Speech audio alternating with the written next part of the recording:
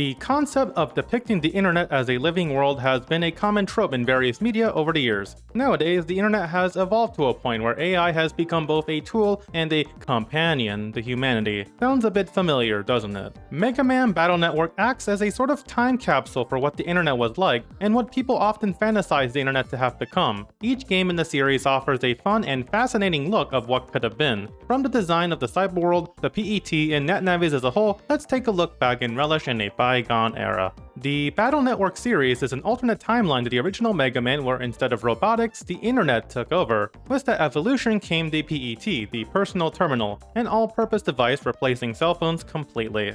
You can send emails, make phone calls, plan out your schedule, store your personal data, do some online shopping, and check the news at any time. It's easy to take for granted having a smartphone. Mobile phones were still evolving with more compact designs, the ability to take pictures, and the earliest form of internet access. The first PET in the series isn't one that most remember. Its design can come across as a bit strange, especially with what came later on. If we take a look at the original concept art, we can see that it's more closely similar to PDAs at the time.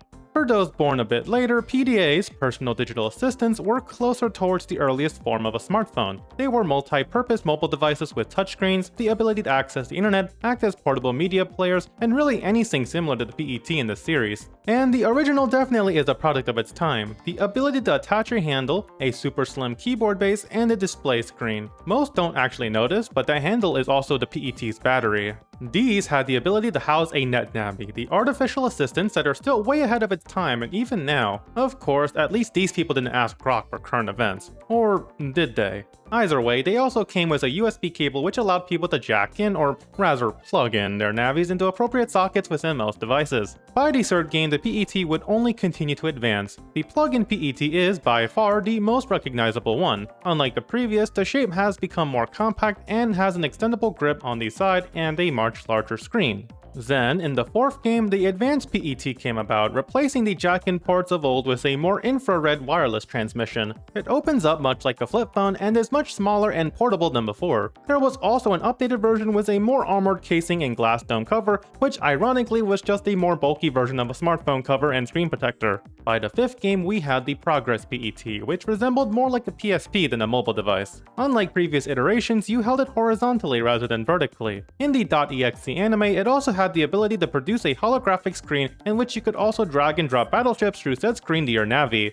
Then, by the sixth game, we also have our last model of the PET, the Link PET_EX. This one would go back to holding it vertically and retains the same level of portability as the last. It also had the ability to use a stylus for interactivity, much like the Nintendo DS, which was released in 2004, 2 years before 6 dropped. Everything from game consoles to even the school chalkboard had a built-in jack-in port to connect Navis to the net. It really was fun to look back on how much the ideas displayed then translate reasonably well today. Our own washing machines and ovens can connect to the internet now. Hopefully no one hacks into them and causes trouble. Well, unfortunately for the world of Battle Network, there's always trouble lurking around every corner. Viruses, having evolved with the evolution of the net, have become more widespread, causing trouble wherever they go. They come in various shapes and sizes and can come in different sets of groups at a time. All viruses come in tiers of differing strength levels. The most known virus, the Metar, starts with its regular version, but as they change in color, their attacks become much faster. In addition, when they're in a group, they'll duck under the indestructible helmets, letting their teammates take turns dishing out their attacks. There are also criminals who use Net Navis to hack into devices they shouldn't and cause trouble, hence the need to defend yourself was required. The battle chip system is the series defining mechanic. These SD card-shaped peripherals are used to slot into the PET's card slot in order to send battle data to your Navi. From swords to bombs, the battle chips are a Navi's lifeline. By the sixth game, they were downsized into smaller compact versions. At the very least, SD cards continue to be used to this day. Of course, these were even more important back then as it revolutionized portable storage, succeeding floppy disks as a whole. The battle chips come with certain size limitations noted by how many megabytes they carry. While not present in the first game, it would have bearing within the series from the third entry onward. The power of a single chip may require an amount of processing power to compute. After all, even SD cards are limited in download and transfer speeds. We could equate the custom gauge in-game to the time it takes to upload new chips. Though chips like slow and fast gauge could affect the data processing ability of Navis, Full Cust with a far greater size is strong enough to just instantly bypass Verizon basic download speeds. Program advances, special attacks performed by certain chip combinations, may be the result of a data mutation when chips with two similar data or some other condition are chained together. While battle chips allow any Navi to get a leg up in battle, not all Navis are made equal. Regular store shelf Navis come in basic colored variants known as the normal Navi. They can use battle chips like anyone else, but are only limited with just the Buster as their default weapon. Customized Navis like Gutsman, however, come with their own unique attacks outside of battle chips. Some choose to not have an operator and act individually, foregoing battle chips as a whole but being able to act far more quickly than one would waiting for chips. The designs of these Navi seem to have no real limits. Some are humanoid and others take more unorthodox forms. Each of them is represented by a Navi mark, which is the emblem generally located on their chest.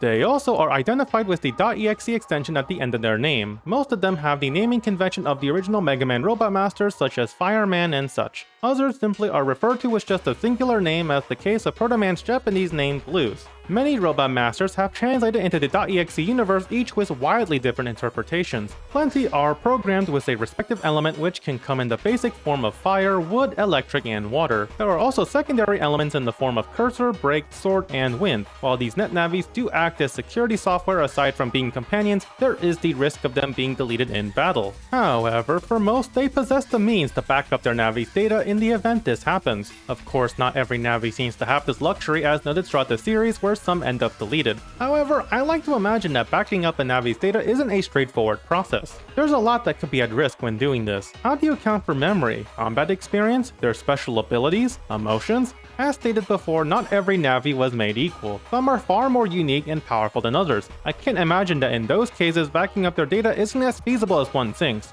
In our real-world equivalent, locally stored data, real-time downloads, and screens are among those that can't be backed up. So it's possible that there are similar factors at play here as well. In the first Battle Network, Gutsman attempts to save the school from being hijacked by the World's 3 terrorist organization, only to be deleted. He's eventually restored with backup data, but it makes you wonder why this isn't brought up more often. Perhaps the customizability of the Navi can also determine the complexity of their data. There may be cases where they require leftover data from their deletion in order to process the backup. In that case, it would explain certain situations where backup is impossible. Much like the real world, you take your possessions for granted. Sometimes the unlikely may become likely.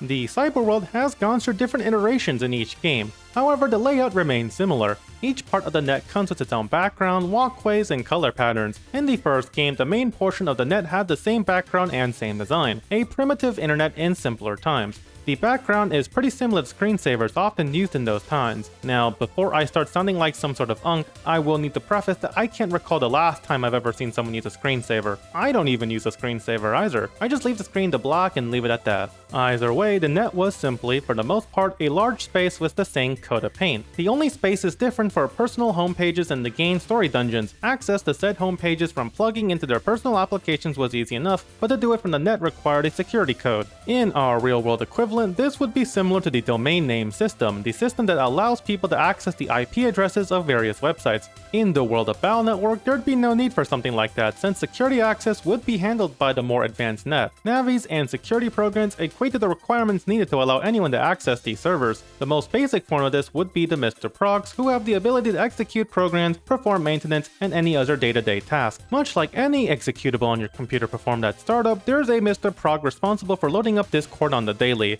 Eventually, from the second game, the main net expanded. There were section areas, each with their own backgrounds and layouts. Access to deeper portions of the network cut off, requiring special privilege to access. You ever wonder if a VPN could bypass country-based filtering in the Battle Network universe? And before you start wondering, no, this video isn't sponsored. But if you want to support the channel, go ahead and like, sub up, comment, and leave a hype. Anyways, the net has its share of danger, but none more dangerous than the closed-up portion simply referred to as the undernet. It's a lawless land where only criminals and the strong survive. Think of it as the equivalent of the dark web, so infamous in today's circles, where you could find almost anything illegal or otherwise in this space. Most aren't allowed to venture to the undernet, usually requiring special permission to do so. All of the viruses here are some of the most dangerous, and the denizens are not normal Navis, but rather heel Navis. In the first two games, they resembled black normal Navis, but by the third game, they came out of their own identity as purple spiked punks, and eventually a more blue hunchback appearance in 6. They are known to summon viruses to do battle against other Navis, and are shown this in Battle Network 4 as they can also be fought. The deep web had existed since the year 2000, originally meant to be a truly private anonymous net. You won't find these sites through a search engine, but rather through direct correct URL or IP address. On that note, the dark web requires specific apps, configurations, and authorization to access.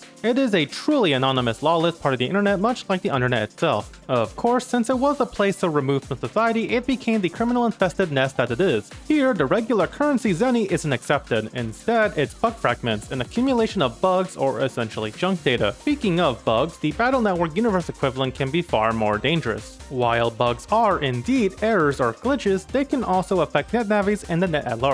Since net society is so reliant on them, it can become dangerous as corruption to one system could lead to unintended side effects. In combat, it is shown through various side effects such as rapidly draining HP, warping from panel to panel, or firing blanks from your buster. At the same time, it's also been shown that some beings grow stronger thanks to the power of bugs. Notable examples include the bug style change in 3, which grants positive and negative bug effects, and Base GS, a mutated fusion between Base.exe and the Gospel multi-bug organism. No matter how digitally fantastical this world may seem, it's amazing how far we've come since the interpretations of the net. The world of Megaman Battle Network is utterly fascinating and is still unique even to this day. While their society has become EM wave focused, our internet is still evolving to this day, albeit with a few questionable additions. Thank you again for sticking with me till the end. I've got more content on the way, so watch out. Have yourselves a great weekend. Peace.